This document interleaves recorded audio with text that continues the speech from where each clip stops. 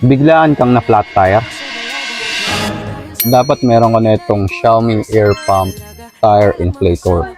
Small, convenient, at portable. Anytime pwede mong magamit.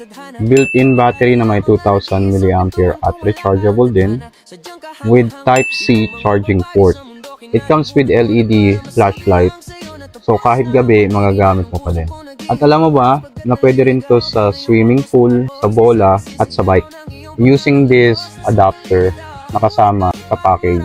So wala nga lang yung parang sa bola pero meron yung kasama. Wala eh. Tara, pakita ko sa inyo kung paano gamitin.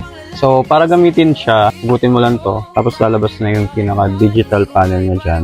So yung dulong nozzle na ito, talpak mo siya dun sa mismong pito. So pag nahigpitan mo na siya, lalabas dito sa mismong panel niya yung current na PSI na meron sa gulong mo. So on our case, 16 PSI lang siya.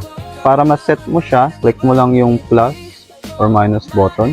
So on our case, 33 PSI yung isa-set ko sa kanya. Then click mo lang tong gitnang button na to.